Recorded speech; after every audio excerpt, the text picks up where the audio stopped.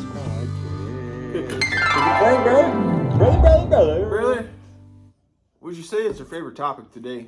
One of my favorite topics, second or third. First it is Saturday, so we did have the Tide take care of business today. Yeah. Brother, it's our favorite topic. No, Alabama up there. Aye. Wrestling's up there. WWE. But I gotta see this girl. There's this. You said wrestling. There's this little Instagram. I'm not a big Instagram Are we bantering? guy. Yeah, real quick. I got to see this little clip, and this guy interviews this girl, this British girl, and she's got these really nice little legs and stuff. And he's like, "What do you think is ickish?" And she goes, "Guys that like wrestling." And like the way she says wrestling, it's like you're such a British girl, you know. But it's like wrestling in the British community is really big, and I did not know this. You're a wrestling guy, you know? Guy. Yeah, you're a wrestling guy. I'm also an architect. But Wrestling. today, brother. Oh, it's Lions. It is Saturday. Today is Saturday, and it is college game day. That's how you know, because I got the Mac Jones Joker jersey on. We took care of business against Arkansas. Brother, took care of business as Michigan against Indiana Hoosiers. Now, I got to switch the hats, though, brother. Because today, it is the time for the Lions. Oh, boy. This is our Sunday pregame Lions podcast, brother. Lions, Tampa Bay, on the road against the Tampa Bay Buccaneers. Raymond James Stadium. Tampa Bay's coming off a bye week. They are 3-1. Loss to Philly by 2 touchdowns. Lions coming in 4-1. Only loss to the Seattle Seahawks. In overtime. Game they should have won. The game they should have won. Tampa Bay has beaten Minnesota. First game of the year. Trash team. They beat Chicago. Trasher team. They beat the New Orleans Saints. Decent 3 team. quarters of Derek Carr switched over to Jameis Winston. They still won. And then they lost to the Philadelphia Eagles. And DeAndre Swift ran all over them. So, brother, let's go. Let's break this game out. We'll give our predictions here, okay? Is this a big game? Oh, it's a huge game. It's a huge game because both teams got one loss. This is kind of a supremacy of the NFC in Tier 2. This is like a Tier 2 supremacy of the NFC game. But Tier 2 is real close to Tier 1. Because Tier 1 is San Francisco 49ers. And Eagles. I'd say Tier 1 is the Niners. Yeah, but Tier the Eagles are undefeated, though. Tier 2 is the Eagles as 1A, and then 1B is like everybody else that's got one loss in the NFC. I'm not going to argue because I don't think the Eagles for the are sake of argument. Well, I don't think because I don't think the Eagles are undefeated. Yes, but they're not as good as the Niners. I get it. Yes, but they are undefeated. They don't look infallible. Okay? I think the Lions could beat the Eagles. That's why I'm saying there's a 1A with the Niners and 1B with the Eagles and everybody else. All right. Because the Eagles don't look infallible. But let's get part of the problem with this game is I want to say the Lions on paper, roster-wise, got this game wrapped up. Lions got the better team. However, Brian Branch, rookie phenom, defensive player, possible delete, possible defensive rookie of the year, delete, out. Jahmyr Gibbs, delete, rookie running back, out. Jonah Jackson, delete, offensive lineman, guard, out. Sam Laporta, rookie phenom, tight end. Questionable. Calf injury, questionable, possibly out. He did not practice on Thursday. I don't think he practiced today either, on Friday, which is in all indicative, opinions. Says that if he's not practicing on Friday, there's a good indicator that he's not going to play on Sunday. So we don't know. Yeah, I mean, you could say that. So, Tampa doesn't have any huge injuries that they're coming off Evans is playing. Evans, it looks like he's going to play, and Tampa Bay is coming off of bye week. Mayfield has... Okay, let's get into a little bit of Tampa Bay. Baker Mayfield, offensive line, fantastic. Tristan Wirfs, good player. One of the least sacked quarterbacks in the league. I think he's only been sacked 3 times all year, Baker Mayfield. Baker Mayfield reminds me of a guy that just kind of comes in and can play the position periodically. I don't put a lot of faith in him and the consistency over a 17-game season. He's an average NFL quarterback. He's a guy I can plug in for 4 or 5 games. He's a guy. Get a spark plug. He's a guy. He a spark plug. He's a guy that if I have a good team and a good roster, I could plug in and make the playoffs. Brother. As a 9 or 10 win team. The NFC South has been a surprising conference to me. You know, the Falcons have kind of come on a little bit. With Bijan has been an enlightenment. You know, yeah, but they don't have a quarterback. Desmond Ritter's a garbage terrible. ass. He's terrible. Carolina's the worst team in the league. You know, the Saints have been okay. The Saints have a really good defense, and then it seems like they just don't have any structure. And Tampa Bay is sitting at 3-1, brother. Yeah. So this is a very important game for the Tampa Bay Buccaneers. Both teams. The Lions are sitting at 4-1, 2 games up in the division of the NFC North. They can afford to lose this game. Do the Lions lose this game and say, oh shit, is this SOL? By no means do the Lions lose and this is SOL. My concern is, looking forward, there's a lot of injuries starting to mount. There are some concerns with that to me. And it's early in the season. We're only at the quarter pole, okay? We're starting to turn into the second quarter of the season here.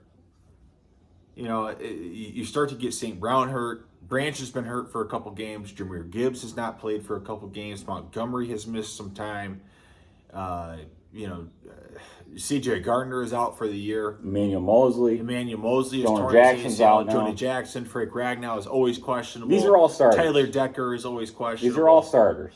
I start to look at some of this stuff and I say, this is what really concerns me the most. But I do think they have the depth to overcome a lot of it, but not so much where all of these guys start to become a liability and they're out, though, brother.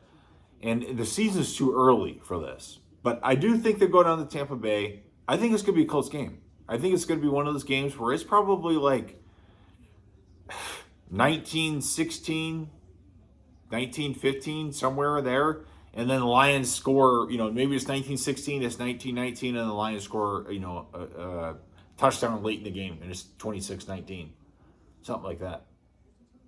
Touchdown and an extra point. Where it's tied up 19-19 in the last 4 or 5 minutes, and Lions go down and score a touchdown. That's kind of how I see it. That's how you see it. Yeah, I do. 19-19, late in the game, 4, 5, 6 minutes. I don't disagree with a lot of that. However, the issue I have is with the injuries, I think, are mounting up for the Lions. I think Tampa Bay having the extra week to prepare for this game is underrated because I think in the past, I agree. I think in the past, and you're talking the mid-'90s, late '90s, early 2000s, mid-2000s, I think teams took the extra bye week to just look as like, hey, it's an extra week off. We don't have to really game plan. We got the Lions coming up off a bye week. We don't really have to do anything. Let's just show up the day of and just play our game and we'll win. Yeah. Now it's more like, all right, we need to actually game plan for these sons of bitches. Yeah. Because these guys play hard, and if we don't game plan against us, they are going to beat us into Bolivian, as Mike Tyson would say. Bolivian. They're going to beat us into Bolivia. And they're going to beat us. I take my hand off to you. I take my hand off to you. Spinal. I see it as Todd Bowles is a smart enough coach for Tampa Bay to see the Lions as a team that is legit now. They are a legit contender for the NFC now. And I see them taking this extra week. I see them taking this extra week to be able to actually watch tape, really hone in on what the Lions do well and what they don't do well. So I think Tampa Bay is not a good running team. I don't expect them to try to run the ball well. They have a great offensive line, and they throw the ball pretty decent, and Baker Mayfield has been pretty damn consistent at not turning the ball over and being a good game manager. I expect Tampa to really kind of come out slinging the ball. The Lions are weak in the pass defense game. They're strong in the run defense game. But I don't expect that to be too much of a factor because, like I said, I think Tampa knows they're not going to run the ball that well because they don't in the first place. How much you want to bet the Lions? How much you want to bet Goff throws an interception, Baker throws an interception, and the Lions get another turnover somehow, some way, where I don't know Lions about all get- that, brother, but I want to just get saying. into like we're going in game prediction wise. As much as I want to see the Yeah, Lions win talk this to game, me. as much as I want to see the Lions win this game and go into 5-1, going into Baltimore, I just see this. It's the NFL, brother. It is so tough to maintain what the Lions have done over like a 13, 14 game span going back to last year. Going on the road into Raymond James Stadium, a hostile environment. Tampa's a pretty tough place to play. It's going to be hot. It's going to be humid. The Lions are So what used you to got? the Lions are used to this kind of cold, drab, rainy weather that we've had up north here. They got to go on the road and play in this hot, humid So environment. what you got? I think this is just a game where you see the better team lose. Like I could see, there's times where like Kansas City goes into a game where you expect them to win, but they're playing a decent team on the road and they just drop it, just because it's the NFL. Yeah. And I really expect this game too. I think it's going to be low scoring, a defensive battle. I don't really expect both offenses to really do much of anything, but I really think Tampa is going to come away with this one at like a 20-16 kind of game, 20-17 kind of game. Low scoring. It's going to make the Lions look respectable because they're not going to get blown out. But it's going to be like a goofy, shady defensive battle where it's like, well, the Lions played well. They looked all right, but, they just had one or two breaks that went against them.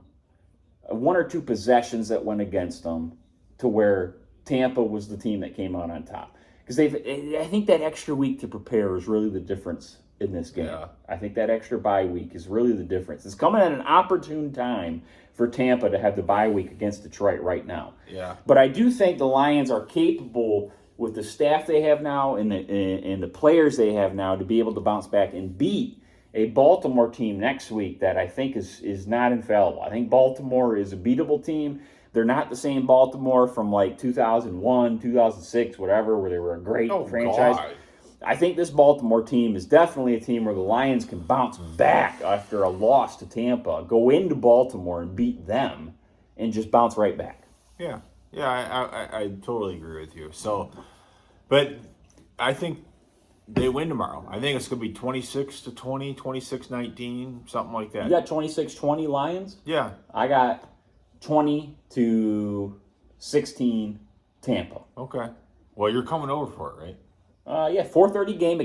This game got Flex. flexed to 4 o'clock Yep. instead of the 1 o'clock It game. got flexed. Oh, here we go. You see that? Oh. That's what you spin to heaven, bitch, and you want to test God, you fucking come get it. Shit stack. All right, so we'll do a post game on it whenever when the game's over. Yeah. Do post game on that. Yes, sir. See who was right, who was wrong. Yes, sir. Probably both of us because we're a couple of dumb shits. Hey, I got 26-20, 26-21, 26, somewhere in there. Lions. You got 20-16, 20-16 Tampa. 20, 19-15. I'll give you in that wheelhouse. Tampa.